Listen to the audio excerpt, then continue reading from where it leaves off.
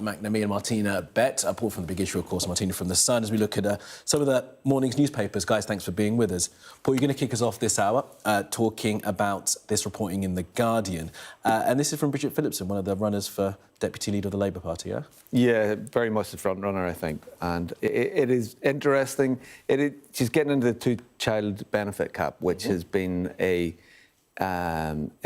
incredible bone of contention and for everybody over the last year, because it means that those who are in poverty are unable to get child tax credits or universal credit if they have more than two children, particularly a child born after 2017. So the argument is it keeps people down and it doesn't allow children to move out of poverty, which I think is correct, and it should not be maintained.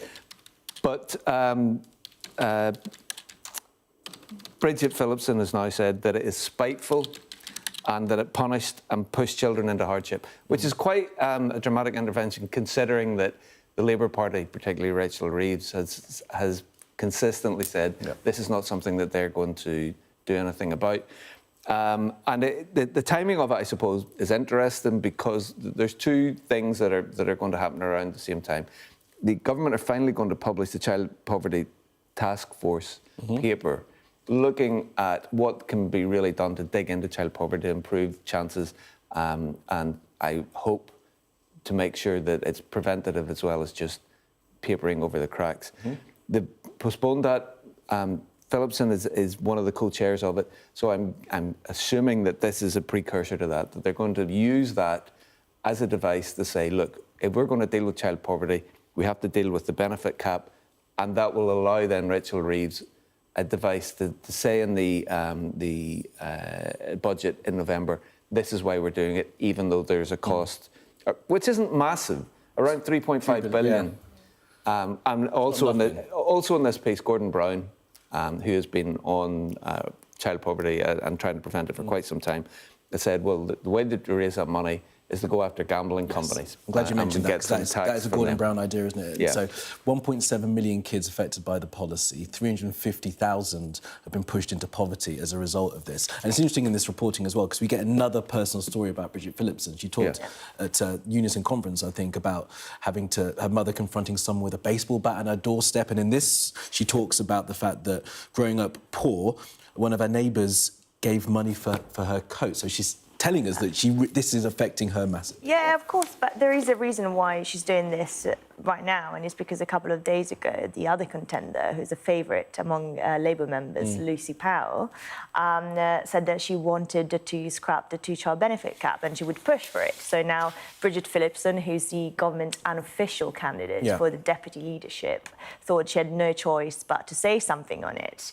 And I mean, you know, of course, this is a massive deal for lots of Labour MPs, lots of unions. I think Labour is quite a lot under pressure because Reform as well said that they were going to scrap it because they're trying to sort of appeal to the working class families.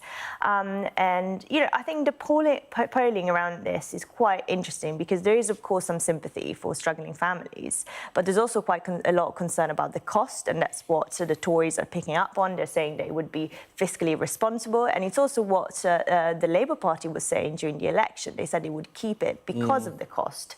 And I think if you look at it, more than 8 in 10 Labour members would support ending the cap. When you look wider, YouGov puts 6 in 10 Britons think it should be kept. So actually, the consensus is on keeping the cap. But, you know, I think this proves that the Labour Party is only going to go one way, which is they're going to scrap it. Yeah, it's interesting. Because, well, they chose to keep it, didn't they? Probably because of that kind of polling that the general public think it's right. Just take us inside some of the sort of politics of this. As you described Bridget Phillipson as sort of the preferred candidate. That's right. Now having to come out and say this, I mean, this would have been authorised, wouldn't it, from within Number 10, from Starmer and them, to say that we're going to start talking about this and looking to move. 100%. That's why she's done this, because of that reason. There's Labour conference coming up. She knows that she's not very popular. She had the most number of MPs supported Bridget Phillipson, who's the Education Secretary.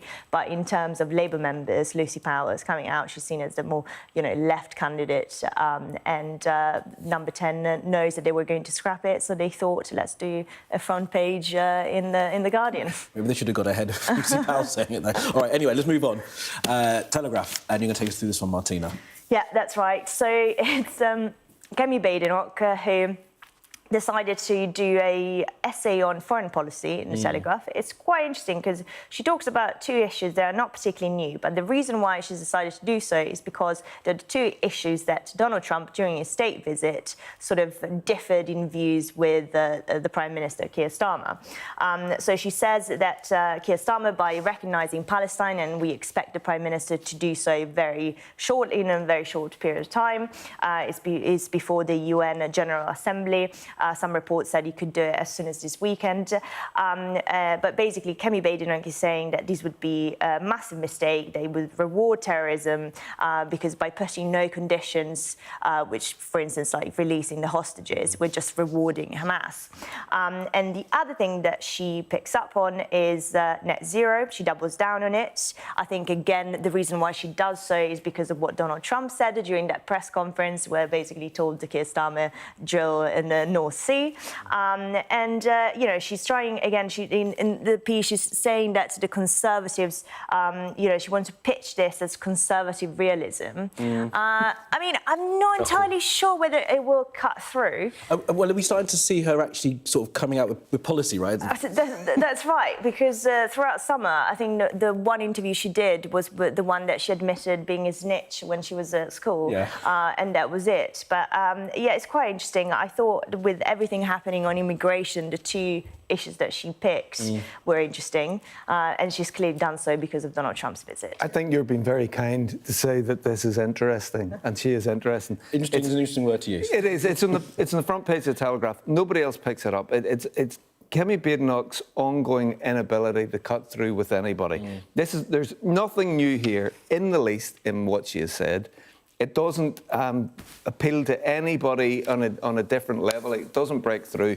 And it is just the ongoing circular conversation that Kemi Badenoch appears to be having with herself and potentially a couple of other people, but that's it. And on that note, let's move on to the next.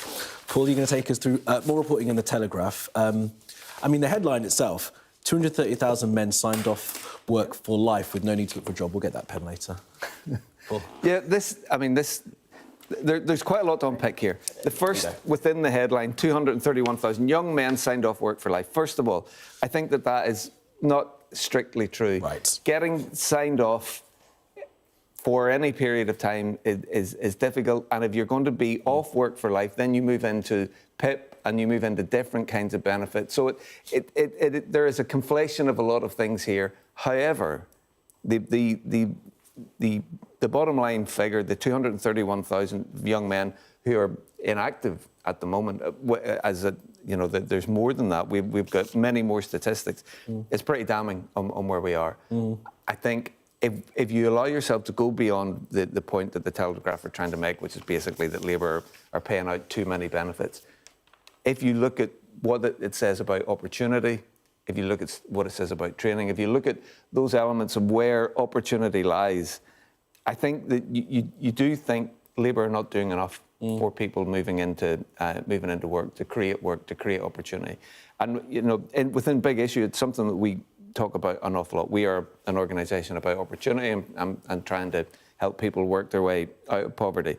And this is pretty damning. You know, there were figures earlier in the year that said 15% of the working age population are on out of work benefits.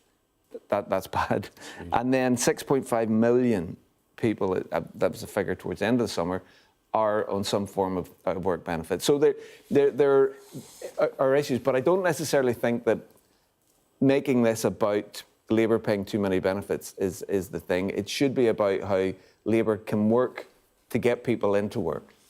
Yeah, I mean, it's men aged 16 to 29, so that's the young men that I talked about. Martina, I wonder, because you've got Pat McFadden now as new Work and Pension Secretary, are they going to try and go back and try and you smirk, but, you know, Liz Kendall tried it and it didn't quite work out to try and resolve sort of this department. And that's why, I mean, the economics of this, again, are very brutal. You know, we're looking at spending 100 billion a year on health and disability benefits. That's just not sustainable. everyone will tell you that's just not sustainable. That's more than the entire output of the economy of Slovakia. Okay, and we talk about safety nets and compassions, but I think what we've created, and not obviously not the Labour government, but the Conservatives, and the numbers have accelerated after COVID, is a complete new state. It's like a surging vast state that we just cannot keep feeding. We were talking about the state, the triple lock earlier, and we know that they can't touch it. So they had one opportunity to reform the welfare state when it comes to benefits, and they blew that chance. Liz Kendall blew that chance, because even after the 5 billion reforms that they were going to do, we were still going to spend 100 billion by 2030 on health and disability benefits, and now those savings are non-existent. So we'll see what Pat McFadden will be able to do, but to be honest, not much. But can you just come back on that? Because what do you think is the answer? Because those numbers are extraordinary, aren't they? And it's something you probably can't get a hold of without some really drastic action. But I think that there's an interconnectedness that is not always spoken about. So, for instance, if there are 231,000 who are signed off at present, maybe not for life, but at present, well, what are they signed off for? Is it because there is a mental health crisis? Does that mean that then the National Health Service, there needs investment into mental health provision? Would that allow people to deal with that issue that they have and then get them into work? Is it because there is something else around work provision? So the DWP, who are they then going to work with? I think because government departments, as we all know, are so siloed and don't like to work together because they like to use their money to do their thing and then present good figures, that prevents anything moving forward. And one thing that Keir Starmer said post-summer is that he wants to look at outcomes. He wants to look at how we prove that something positive is happening. And the only way to look at outcomes is to look at them in the round rather than in siloed. Absolutely. I don't think we have very much time left. I was going to get you to talk about this story in The Guardian. Just quick, give us the headline, because we've literally got 10 seconds. Scottish Minister resigns after altercation over gull attacks. And we'll leave them on that tease. I mean, everyone was going to want to find out what on earth that is about. Paul, Martina, thank you so much. Back in the next hour, of course. And stay with us. After this short break, we'll have all of our top stories, including the latest on Russian attacks on Ukraine.